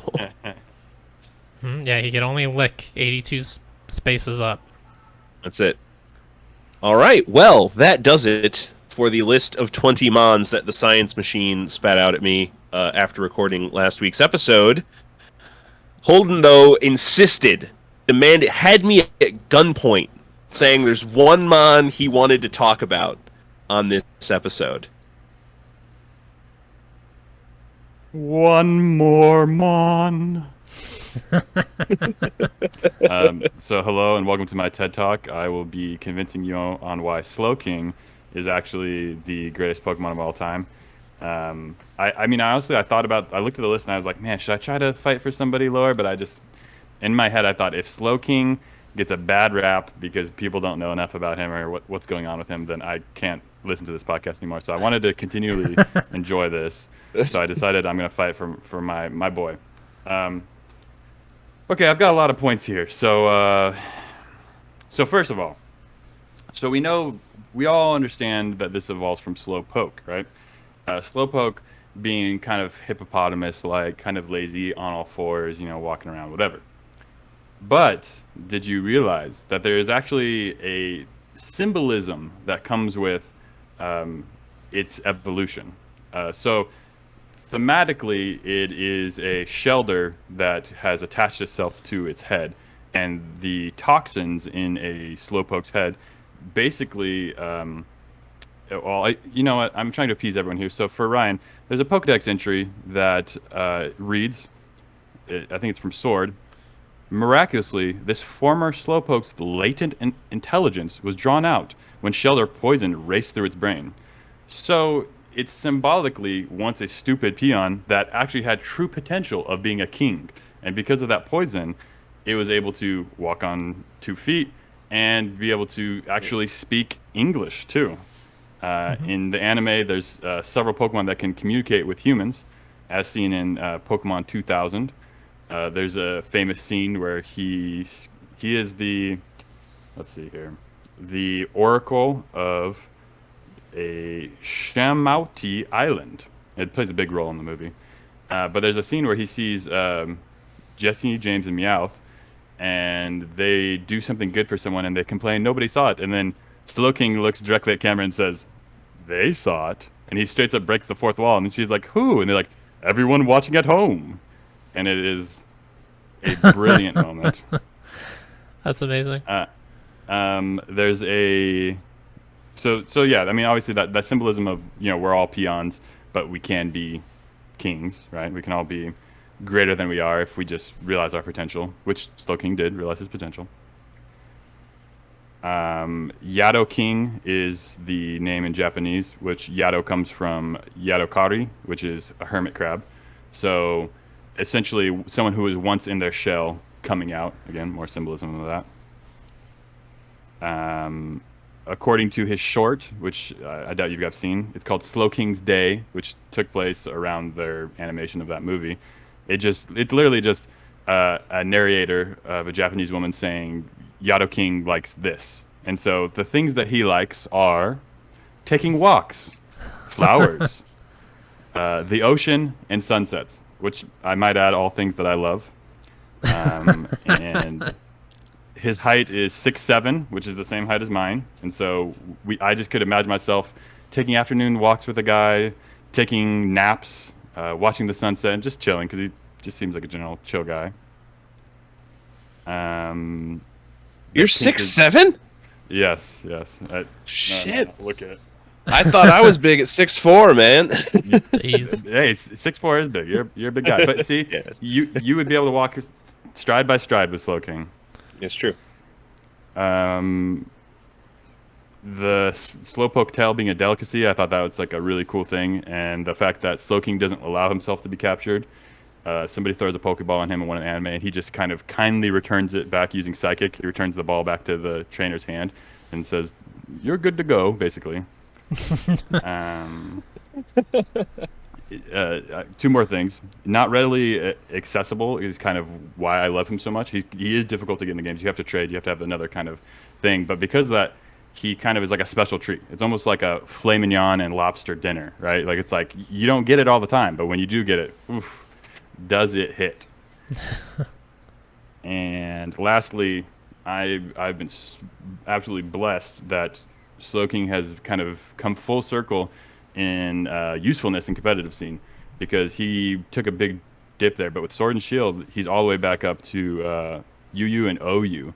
So in overuse, people are setting him up like a really good, basically specially defensive pivot, where you put heavy boots on him so he doesn't get hit by any of the traps coming in. And then he has Future Sight, Scald, which are his 2 damaging moves, and then he has Slack Off to get health back, and he can teleport out, so then you can switch into another mon, and super, super useful. So I'm very happy about where Slowking is competitively, and I think he's an awesome Pokemon. Interesting. Did those competitive changes happen because of Galarian Slowking?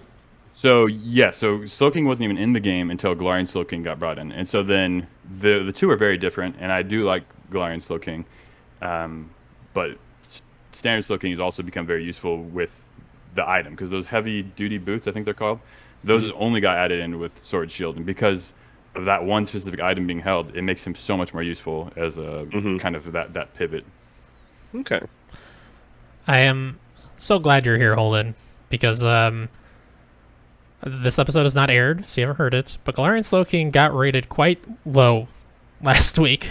You're here to fight for Slowking to not get the same treatment, and I respect that. And then that's okay. I'm okay. Galarian Slowking was kind of shocking to me when I saw him, and I was just like, oof. So if I'm able to bring my boy high, I'm good with that. I mean, I like the bill of goods you're selling me, Holden. Yes, yes, and I have a personal attachment. I caught one in. I traded for one in because I had it traded back to me. I caught a shiny Slowpoke in Soul Silver, and I traded it back to me. I named it. I caught the Slowpoke knowing I'd make it because I had a King's Rock, so I knowing that I would transfer it into Slowking. So I named him Broking, and so I had a shiny Broking, and it was my delight. I got him all the way up to level 100. I think at the time I was younger, so I didn't really quite understand what the best set for him. But I had 4 damaging moves, which was Ice Beam, Fire Blast, Dragon Tail, and then Calm Mind. I think was my I just would always start out with Calm Mind, just raise my stats up through the roof, and then I could literally Fire Blast, Ice Beam. I think I had like Hydro Pump or something at one point, so I could just smash anything, and it was a delight.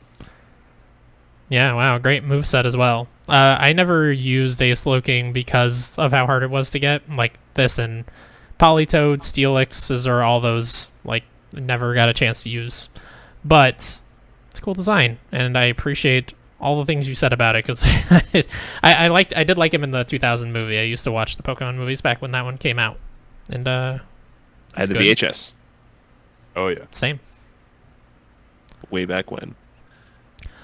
So a few things that we have near the top that we can compare him to is like Hatterene and Malamar. He kind of gives me those similar vibes, which are up at 15 and 13. I mean, if we can go higher than Bob and Greg's picks, I mean, there's not that I'm competitive. But... what do you think, Ryan? I good selling points. I was starting to make the Snorlax comparison in my mind, and I mean, we all love Snorlax. Don't get me wrong, but Snorlax just sleeps, right? This Pokemon can talk. True. Yeah. Sword hands, though. Sure. Sword hands. Yeah, that's what Kabutops has to offer to the table. Some great, and that's the thing, you know. Greg really brought a lot to the table, and he really fought for his Pokemon hard. He had a whole TED talk and everything. Yeah, no, I get it. Yeah. Let me look at Kabutops. And then look into the piercing eyes of Slowking, and look at his royal ruff coming out of his neck, and as he thinks to you, I know you want to rate me higher than you are. Also, he could totally work for Umbrella with that neck thing. Which is pretty lit. He'd be very good at convincing people to be like, you ever heard of the new virus? It's this wonderful new... Slowking is a more interesting design than Kabutops. Yeah. Okay. For sure. Would you disagree, Chris?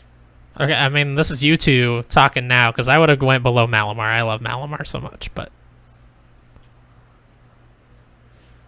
Yeah, I mean, I'm okay with right underneath Corviknight, because Corviknight's a badass, so... Corviknight is a real badass. I can live with that. Yeah, I'm okay with that. New number 11. Oh, yeah. With a lot of guest shade being thrown around. I just want something I can write home about, you know. Is this why... I hear you had to get Greg Griffith on Medium of the Month. So you had to make sure that came out before this, right? Is that the... Of course. That way there was no ill will, and he didn't have an angry undertone in his podcast with me. Well, since we're already talking about it, that was the 21 Pokemon. Why don't you tell the folks more about Medium of the Month and How to Waste Your Time, your fantastic podcast? Yes, thank you. So How to Waste Your Time is a podcast that me and my best friend Darian came up with. kind of as a grab bag of podcasts. I was sick of. I literally listened to 6 or 7 different podcasts, all on different like topics. So I have a video game podcast, a movie podcast, anime podcast, etc. So I was like, okay, I'm watching all these things, I'm listening to all these things, I'm reading these things. Why not kind of like a one-stop shop? So I created a podcast called How to Waste Your Time, where we go over 9 different mediums of entertainment, which are as follows: movies, television, comics, anime, sports, podcasts, Pokemon. video games, board games, and television. And so those 9 topics we go over every month. We just pick one piece of content that we consumed of them, and then we go back and forth, kind of give our review. And that's the main flagship show, and we do that once a month. And then Medium of the Month, as so eloquently brought up by Ryan, is a show where I bring on a guest from different facets and different podcasts. So like I just recently posted an episode with Greg Griffith, friend of the show, as well as Bob Buell. And we choose one specific medium, like podcasts. In the episode with Greg, I chose video games. And then we kind of cross-recommend each other. And so with video games, with Greg Griffith, he recommended me Resident Evil 2, and I recommended him Hyper Light Drifter, and then we played the games, and then we talked about it for the first time on the show. So those are kind of the 2 things in the How to Waste Your Time network, and if any of that sounds interesting to you, then feel free to give it a listen, and you can even write me an email, let me know what you think and what I can do to make the show better. Awesome. It's a fun podcast. I enjoy listening to it. No, thank you. You are one of our devoutful listeners, so I appreciate you, Ryan. Oh, absolutely. Hey, and I appreciate you for coming on this podcast, man. Thanks so much. Yeah, thank you. It was a blast. Thank you for listening to my Slow King TED Talk and for appreciating my precious little boy. I will never forget about Slow King ever again. I'll tell you that much. Good. Chris, do you have anything you'd like to plug? Yes, we are doing the game exploration on Okami. By the time you're listening to this, we're on part 2. So play up until it's the Dragon Shrine, I believe, right before you enter the Dragon Shrine, and write in any comments you have to us, either in our Discord or at spelunkerspodcast@gmail.com, because we're going to be playing that whole thing, and it is a joy so far. I'm about 5 hours in as of this recording. And then also every Wednesday night at 9 p.m. Eastern Time, I stream Resident Evil. I'm on Resident Evil 4 now. I had my first episode as of this recording just last week. I guess I'm 2 in now. It's very confusing. Time is confusing. But that first episode went surprisingly well. I expected that village, like, survival section to go very poorly for a long time because it did the first time I played. But it's going pretty well. So join me for those as well. It seemed like you were doing pretty good. Every Tuesday, twitch.tv/splunkers, I'm playing Pokemon. By the time this episode's coming out, we will be solidly in Gen 3. At time of recording, I narrowly missed beating the Elite Four in Crystal with an underleveled 4-man team. So close. We made it to Lance. I took out half of Lance's team, and then Aerodactyl just walled me to death with Rock Slide. And soon to be, as soon as I'm done with the celebration for the Pokemon's 25th anniversary, streaming one of each of the 8 generations of games, that's just going to become I Play Creature Collector Tuesdays. So even once I'm done with Sword or Shield by the end of this, it's going to become Koromon, which the demo I've started playing recently and I am thoroughly enjoying. It's going to become Temtem, more Pokemon maybe actually speedrunning some Pokemon, maybe some Nuzlocke runs. But thanks everybody for listening. This has been another wonderful episode. We will reconvene in a week after the science machine throws another piece of paper at me in my sleep. I hope you are all well until next time, and remember, gotta rank 'em all. Gotta rank 'em all, Pokemon.